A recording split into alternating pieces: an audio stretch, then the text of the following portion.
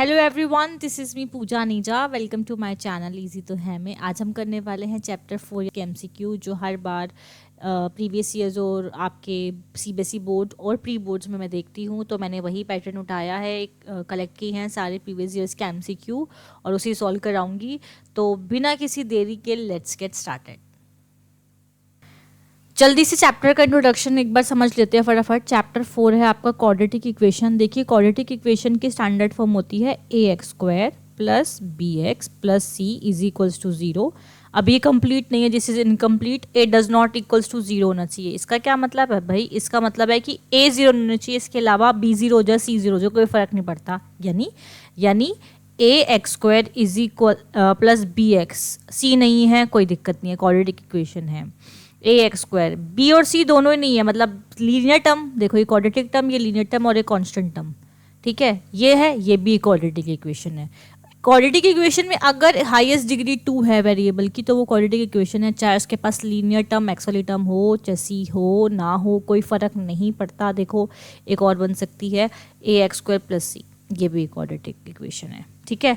Quadratic equation का graph same as polynomial का ये क्वाड्रेटिक इक्वेशन का ग्राफ होता है, जिसको मैं दोबारा बोल रही हूँ कि ये पैराबोला है। आप बोलोगे तो हमने उसमें भी पढ़ा था। अरे बिल्कुल पढ़ा था, वो पॉलिनोमियल था, और पॉलिनोमियल में भी आपका क्वाड्रेटिक पॉलिनोमियल तक ही सीमित है।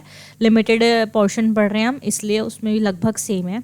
जो प्रॉपर्टीज उसमें लगती है ना सारी, वो इसमें भी लग सकती हैं, क्योंकि वो क्वाड्रेटिक की हैं, ठीक है। तो ये ax² प्लस c हो गया।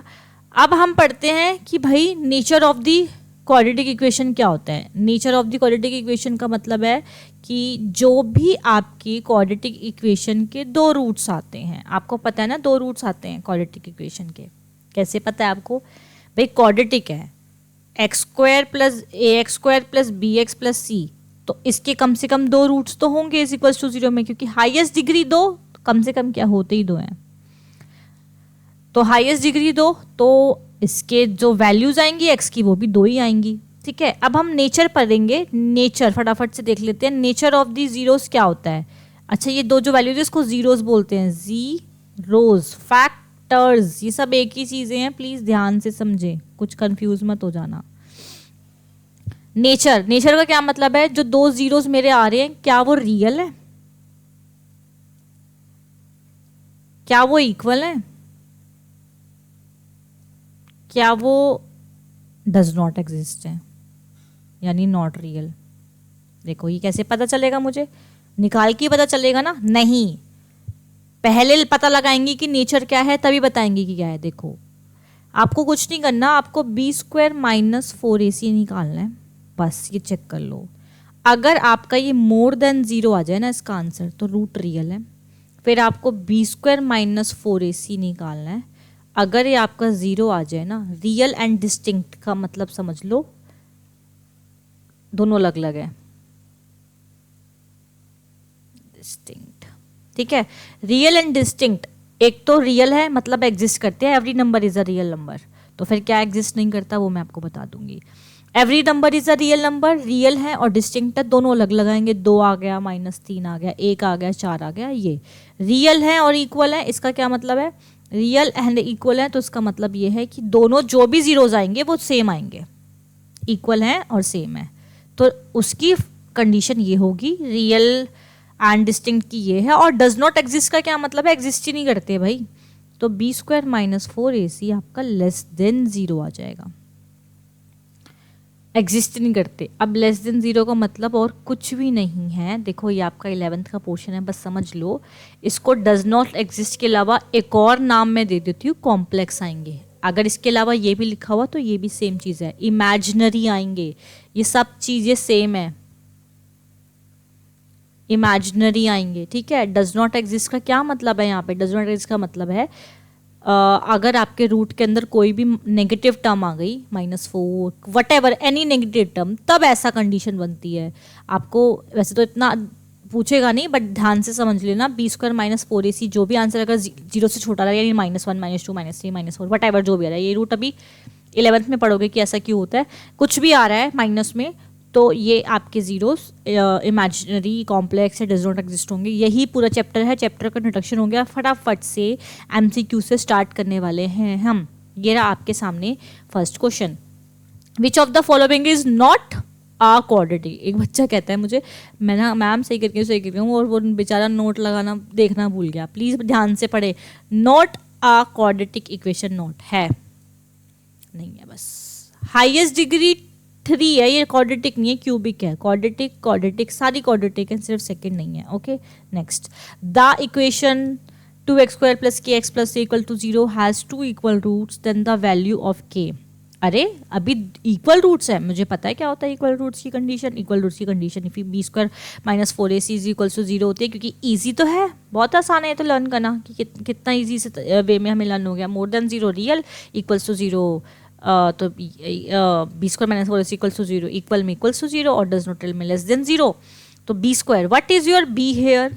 k ऑब्वियसली, k² - 4 × a आपका कितना हो गया 2 और c आपका कितना हो गया 3। फटाफट से निकाल लो, 4 दूनी 8 और आपकी 4 2 = 8 और 8 3 = 24 और ये उधर जाके पॉजिटिव का 24 हो जाएगा। तो आपकी k की वैल्यू √ में 24 आ जाएगी। तो आपकी k की वैल्यू 2√6 आ गई, वो भी प्लस माइनस में। क्यों? क्योंकि स्क्वायर है। अभी मैंने बोला अगर हाईएस्ट डिग्री 2 है किसी भी चीज़ की तो उसके 2 ही आंसर पॉसिबल है, प्लस और माइनस। तो ये इसका ऑप्शन है 6th डी, ठीक है, +- 2√6। Next, the sum of the roots of the quadratic equation. अच्छा आपको पता है ना, आपने पीछे पढ़ा था the sum of the roots of the quadratic polynomial. कोई फर्क नहीं पड़ रहा, बस इक्वेशन में इक्वल्स टू 0 होता है, ठीक है। तो क्वाड्रेटिक इक्वेशन का भी सम, जो उसके जीरोस का सम जो होगा वही होगा जो पॉलिनोमियल में, क्योंकि क्वाड्रेटिक ही पढ़ रहे हो आप। Alpha plus beta again 1 - b/a होंगे आपके। तो अल्फा प्लस बीटा कितना होता है? अल्फा प्लस बीटा ही तो निकालना है कितना होता है, क्योंकि सम निकालना है। What is your -b? Minus of -9 और व्हाट इज योर a 3। तो it will be alpha plus beta is equals to +9/3 which is 3। Answer है a। नेक्स्ट देखो क्वेश्चन कहता है कि if one root of the equations x² px is equals. अच्छा ये बहुत अच्छा क्वेश्चन है, ये आता है आपके एग्जाम में एज इट इज।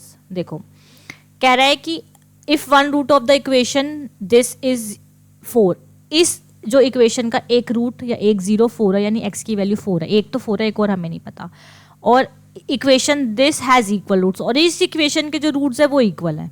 इक्वल की कंडीशन b² - 4ac = 0, तो q की वैल्यू बतानी है। देखो जब आप इसमें b² - 4ac लगाओगे तो p और q 2 वेरिएबल आएंगे, हमें q के निकालनी है। तो q के निकालने के लिए सिर्फ q में आंसर होना चाहिए। p कैसे सॉल्व करेंगे? तो हम क्या करते हैं, 4 यहाँ पे डालते हैं x की जगह पे, यहाँ से p निकाल लेते हैं पहले। कैसे? 4 का square plus 4p + 12 is equals to 0। तो ये हो जाएगा 16 + 12 + 4p इज इक्वल्स टू 0। अच्छा यहाँ पे देखो 4p जो आपका आ जाएगा 16 और 2 18 और 10 28, माइनस का 28 आएगा। p की वैल्यू आपकी -7 आ गई। अच्छा ओके, यहाँ तक हो गया। अब इसके हमें इक्वल रूट्स निकालने हैं, मतलब इक्वल रूट्स है इसके। अगर इसके इक्वल रूट्स है तो क्या condition? b² - 4ac is equals to 0 होती है। What is your b² here? p -4 × a 1 है, c आपका q है इज इक्वल्स टू 0। तो यानी आपका जो p² यहाँ लिख रही हूँ, यानी जो आपका p² आ गया वो आपका -4q आया is equals to actually +4q। -4q इधर जाके +4q हो जाएगा ना। और p² मेरे पास क्या है? p² मेरे पास 49 है। माइनस का 7 का स्क्वायर करोगे तो +49 होएगा और अपॉन में 4 इधर आ जाएगा। तो q की वैल्यू आ गई 49/4 है कहीं? यस बिल्कुल सही। Most important question. Next, the root of the quadratic equation हमें बताने क्या है, हम चेक करते हैं। पहले हम b² - 4ac लगा तो लें, कितना आ रहा है? b² 1 -4 × a 7 और c मेरा -1। देखो यहाँ घूम गई बात, सारी बात घूम गई यहाँ। जैसे ही c नेगेटिव हो गया ना, अगर c अभी 1 होता भाई इसका आंसर आना था नॉट रियल। कैसे? अब 4 7 = 28 और 28 × -1 -28 और ये इसको पॉजिटिव कर देगा +28, आंसर 29 आया। 29 इज ऑब्वियसली मोर देन 0 ना, ये तो बात सच्ची है, पॉजिटिव है, तो रियल एंड डिस्टिंक्ट है भाई रूट। नेक्स्ट अच्छा क्वेश्चन है, if p is this p square X square minus Q square equal to then x is, okay देखो देखो p square minus X square minus Q square अगर 0 के बराबर है, सबसे पहले मेरा काम होता है कांस्टेंट। अच्छा देखो मिडल टर्म स्प्लिटिंग हमेशा ध्यान रखना, तीन स्टैंडर्ड पॉलिनोमियल में स्टैंडर्ड क्वाड्रेटिक इक्वेशन में लगती है, तीनों टर्म होनी चाहिए, क्वाड्रेटिक भी, लीनियर भी और कांस्टेंट भी। अगर नहीं है तो इजीली क्वेश्चन सॉल्व ऐसे ही हो जाएगा। देखो पी स्क्वायर एक्स स्क्वायर को मैं अगर क्यू स्क्वायर को इधर भेजूँ तो क्यू स्क्वायर इधर चला गया, मुझे तो एक्स की वैल्यू चाहिए तो मुझे सब कुछ हटाना पड़ेगा उसके पास से, तो मेरा एक्स जो आया वो मेरा आया under root of Q square और पी स्क्वायर, जिससे ये ऑटोमेटिकली कैंसिल हो जाएंगे और एक्स की मेरी वैल्यू क्यू बाई पी आएगी प्लस माइनस की, क्योंकि रूट हटती हैं तो दो वैल्यू आती हैं, A option. Next the quadratic equation has, कैसे रूट्स हैं। अच्छा मैं आपको एक बात बताऊं, वैसे अगर आपको ये क्वाड्रेटिक इक्वेशन, मैंने ये क्वेश्चन क्यों डाला था मुझे याद आ गया, ये पर्पस था मेरा इस क्वेश्चन को डालने का, ये था कि आपको क्या मिडल टर्म स्प्लिटिंग, मान लो आपको इसके दो जीरोज निकालने पड़ गए तो आप क्या करोगे कि उनके क्या दो जीरोज है। अभी तो ये नेचर चेक करने के लिए कह रहा है, आपको रूट वाली क्वाड्रेटिक इक्वेशन सॉल्व करनी आती है? अगर आपको नहीं आती है तो मैं बताती हूँ कैसे करेंगे इसको। देखो पहले हम इसका इस वाले एमसीक्यू का आंसर निकाल लेते हैं। क्या निकालना है, इसके क्या जीरोज है, नेचर चेक करना है, यानी B square minus 4ac check कर लेती हूँ फटाफट, क्या आएगा। बी मेरा है माइनस का रूट 5 जो कि पॉजिटिव 5 हो जाएगा, ठीक है। माइनस 4 इंटू ए मेरा 2 है, सी मेरा 1 है, 5 माइनस 4 2 ज़ा 8 माइनस 8 हो गया ये मेरा, और देख लो मेरा आंसर क्या आ गया, मेरा आंसर आ गया माइनस का 3, और माइनस 3 है तो ये नो रियल रूट्स हैं, ठीक है। तो अगर नो रियल रूट्स है ना, तो सच बताऊं तो इसकी मिडल टर्म स्प्लिटिंग भी नहीं होगी, फिर मिडल टर्म स्प्लिटिंग भी तब होगी जब रियल रूट्स बन रहे होंगे, वैल्यूज़ ही नहीं आ रही होंगी। तो इसका नहीं सिखाऊंगी, किसी और क्वाड्रेटिक इक्वेशन का सिखाऊंगी जब आएगा इसके 2 नंबर वाले क्वेश्चन की कैसे रूट की मिडल टर्म स्प्लिटिंग सॉल्व करते हैं। नेक्स्ट इफ़ द डिस्क्रिमिनेंट्स ऑफ, डिस्क्रिमिनेंट्स क्या होता है, डी क्या है, डी यही है, B square minus 4ac check करना है हमको, इसको बोलते हैं डिस्क्रिमिनेंट्स की, इसका नेचर क्या है बताओ। Quadratic equation is negative then the roots are, अच्छा अरे अभी तो हमने सीखा अगर उसके नेचर जो रूट्स का, जो क्वाड्रेटिक इक्वेशन के जो नेचर है रूट्स के वो नेगेटिव है, डिस्क्रिमिनेंट अगर आपका डी ऑब्वियसली लेस देन 0 आ रहा है, नेगेटिव आ रहा है, नेगेटिव तभी तो आएगा जब 0 आएगा, 0 से कम आएगा, तो नेगेटिव आ रहा है तो भाई सिंपल। अच्छा देखो आ गया ना ऑप्शन में रियल एंड डिस्टिंक्ट, यार ये हम तो सुनते हैं तो मोर देन 0 में होता है, ये नहीं होगा, real and equal more than 0 में होता है। नॉट डिफाइंड, नॉट डिफाइंड नहीं, ये नहीं बताया था, इन दोनों में प्लीज ये मत टिक करके आ जाना, डिफाइन है ये डिफाइंड, आगे आप करोगे क्लास 11th में इमेजिनरी नंबर होता है ये, इसको कॉम्प्लेक्स टिक होता है क्योंकि complex does not exist, not defined नहीं, डज नॉट एग्जिस्ट होता तो आप इसको वो टिक करते, कॉम्प्लेक्स है, इमेजिनरी है और डज नॉट एग्जिस्ट है, तो ये है इसका ऑप्शन, गलत मत करके आना। नेक्स्ट क्वेश्चन कह रहा है the non zeros roots of the equation x square plus 3x plus k is equal 0 are in the ratio, okay ये बहुत अच्छा क्वेश्चन है ये, what is the value of k, ये जो इसके जो दो जीरोज है वो इस फॉर्म में, आप क्या सोच रहे हो कि x की जगह ये 2 डाल दूं तो आंसर आ जाएगा, नहीं, जब रेशो की फॉर्म में होते हैं तो वो आप x की जगह पुट नहीं करते, आप x की वैल्यू जरूर पुट कर सकते हो बट ये रेशो की फॉर्म में है।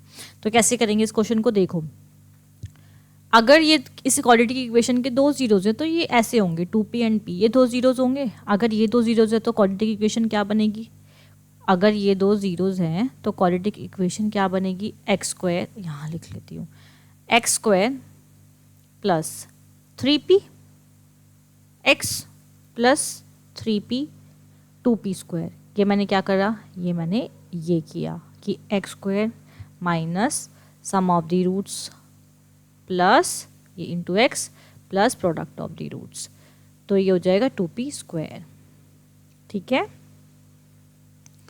अब मैं अगर कंपेयर करूं यहाँ से इसको, किसको, इसको, तो ध्यान से देखना ये होना चाहिए, करेक्ट है, 3p इज इक्वल्स टू 3 होना चाहिए, क्योंकि इसमें x का आगे जो कॉफिशेंट है वो इसमें ही होना चाहिए, क्योंकि दोनों सेम ही ज़ीरोज़ के, इसी के ज़ीरोज़ की इक्वेशन बनाई है मैंने। तो मेरी p की वैल्यू बताओ कितनी आई, p की वैल्यू मेरी 1 आ गई यहाँ से। ठीक है, अगर आपकी p की वैल्यू 1 आ गई तो क्या हम बोल सकते हैं कि मेरा 2p स्क्वायर किसके इक्वल होगा, प्रोडक्ट वाला प्रोडक्ट के इक्वल, विच इज़ k के इक्वल। तो अगर मेरी p की वैल्यू यहाँ पे 1 है तो मेरा 2 आ गया k, शायद हमें k निकालना था, ये रहा इसका ऑप्शन। ठीक है, हमने किए बहुत सारे एमसीक्यू चैप्टर 4 क्वाड्रेटिक इक्वेशन के, जिसमें से लास्ट वाला मोस्ट इम्पॉर्टेंट था, क्योंकि ये इस साल हो सकता है आपके, अब जो प्री बोर्ड 2 हुए या फिर बोर्ड में घुमा के भी दे सकता है इक्वेशन। तो आई होप ये सारे आपको समझ आए होंगे। तो जल्दी से वीडियो को लाइक, शेयर और सब्सक्राइब कर देना मेरे चैनल को, अगर आपको अच्छा लग रहा है पढ़ना, और उन बच्चों को ज़रूर भेज देना जिन्होंने अब तक पढ़ाई शुरू नहीं की है। तब तक के लिए बाय बाय, टाटा।